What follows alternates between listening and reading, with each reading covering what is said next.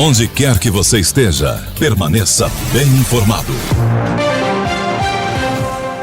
A pensão alimentícia é um dos temas jurídicos que mais geram dúvidas, conflitos e processos no Brasil. Envolve não apenas o sustento de filhos menores, mas também questões relacionadas à guarda, convivência, revisão de valores e, em casos extremos, prisão por inadimplência.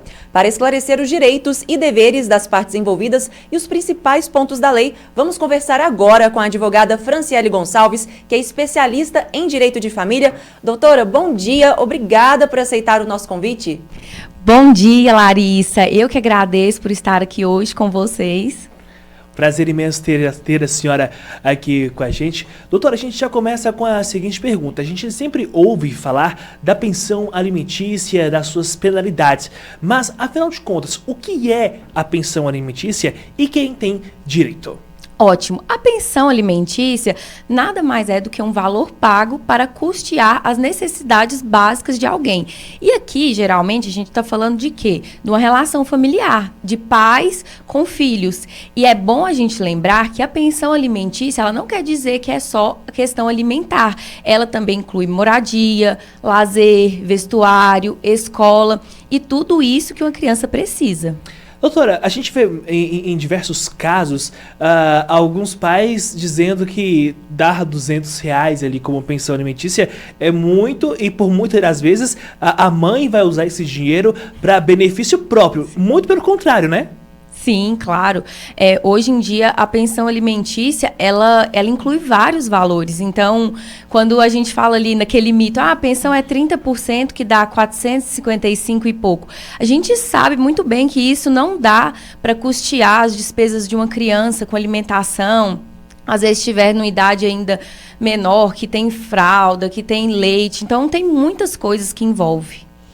Doutora, e só para a gente deixar bem claro, é possível pedir pensão mesmo que os pais não tenham sido casados ou nunca tenham vivido juntos, né? Fala pra gente um pouquinho em quais casos essa pensão ela é válida, por favor. Sim, claro. Não precisa estar casado, nem ter uma união estável para solicitar a pensão alimentícia. Inclusive, mesmo se o pai ou o pai não estiver reconhecido na certidão de nascimento, é possível também pedir a pensão alimentícia, que a gente faz isso cumulado com o quê? Uma investigação de paternidade. Doutora, a pensão alimentícia, ela é paga exclusivamente pelo o pai ou a mãe também pode pagar em alguns casos? A mãe também pode pagar em alguns casos. Inclusive, eu tenho um caso no meu escritório que o pai, ele teve a guarda e a posse física da criança e foi fixado a pensão alimentícia a ser paga pela mãe. Ótimo. E até que idade a pensão ela deve ser paga? Ela pode se estender aí para mais dos 18 anos de idade? Olha, a regra geral é que a pensão ela vai ser paga até os 18 anos. Porém, por exemplo, se a pessoa estiver estudando, cursando uma faculdade, ela pode se estender até os 24 anos. E é claro, quando eu falo assim, a gente tem que observar diversos requisitos. Como, por exemplo, se a pessoa trabalha, se ela tem condições de se sustentar. E uma coisa importante, Larissa, é que quando a pessoa faz 18 anos, a pensão ela não acaba automaticamente. Você não pode parar de pagar. Para você fazer isso, é necessário entrar com uma ação que se chama exoneração de alimentos.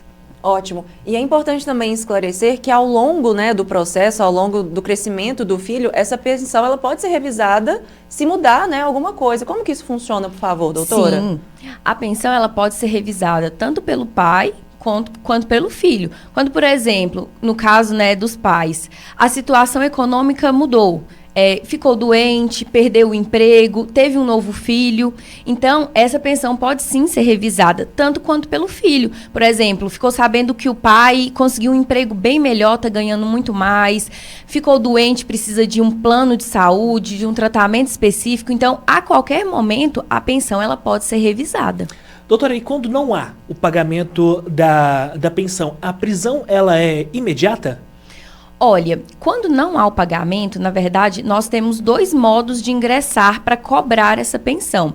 Um modo é aquele que a gente vai, se a pessoa não pagar, vai atrás dos bens do devedor. Por exemplo, a gente pede bloqueio de contas, penhora de carro, moto, negativo o nome, e nós temos outro modo, que é a prisão. E aí, como que funciona, né, essa prisão? A gente solicita e o pai ou a mãe tem 3 dias para estar pagando essa pensão. E caso não pague, ocorre a prisão.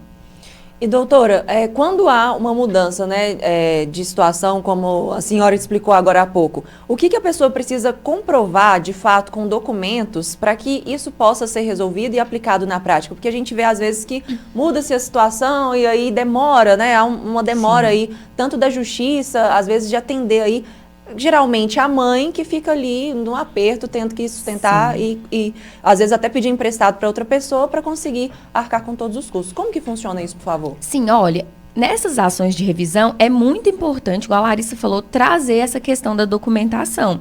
Então, assim, a mãe, por exemplo, eu quero aumentar a pensão. É claro que é difícil ela saber quanto que, por exemplo, o pai está recebendo naquele momento, mas nós temos meios hoje de buscar isso.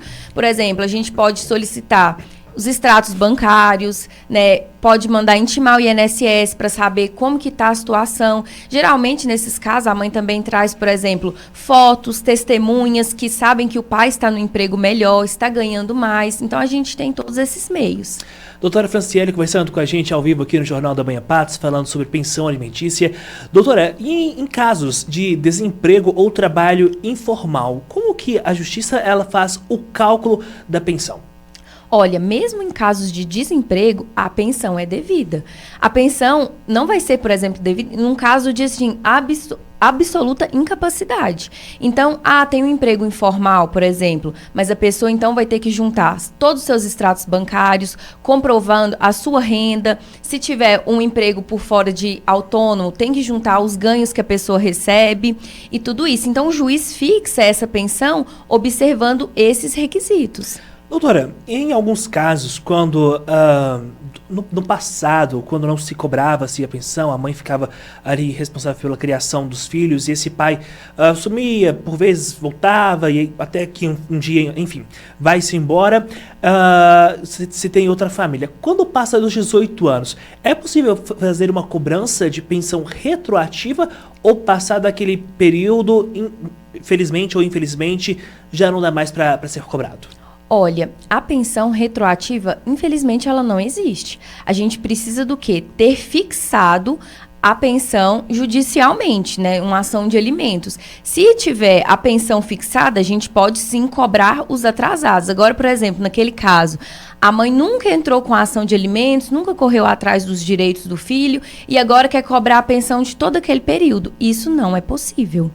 Mas pode, por exemplo, aos 18 anos, entrar ainda para conseguir algum benefício ali, talvez para a faculdade, nesse sentido? É possível? Sim, claro. A partir do momento que ainda houver a necessidade, você pode estar ingressando com a pensão, pedindo ali para o pai pagar, que seja com 18 anos, 20 anos, né? Por exemplo, o filho entrou na faculdade e agora realmente justifica pedir essa pensão. Mas lembrando também, Larissa, que é dever da mãe também correr atrás dos direitos do filho, solicitando a pensão, porque a pensão, na verdade, não é para a mãe, é para a criança, né? Doutora, e quando a guarda ela é compartilhada, a obrigação de pagar a pensão ainda ela continua ou não? Olha, a gente tem que separar muito o que significa a guarda compartilhada. Guarda compartilhada é quando ambos os pais vão tomar as decisões sobre a vida do filho em conjunto. Por exemplo, decidir qual escola o filho vai estudar. Então, a guarda compartilhada nada tem a ver com a pensão alimentícia. Mesmo havendo a guarda compartilhada, como por exemplo a posse física da mãe, ainda assim é devida à pensão alimentícia. Ótimo. E agora, doutora, fala pra gente, por favor, a respeito da pensão afetiva. Em quais casos a justiça pode determinar que alguém que não tenha vínculo biológico, né, tenha necessidade aí de fazer o pagamento dessa pensão, por favor? Quando a gente fala, né, em pensão afetiva, a gente está falando daqueles laços socioafetivos, que é aquele famoso mãe do coração, pai do coração, aquela pessoa que criou a criança a vida toda, então ela estabelece um vínculo de afeto com aquela criança. E ela pode sim ser reconhecida como pai ou mãe daquela criança. Então, quando isso ocorre, a pessoa também tem que pagar a pensão, porque isso também envolve lá os direitos sucessórios, né? Aquela criança também vai ter direito à herança daquela pessoa que for reconhecido o vínculo socioafetivo.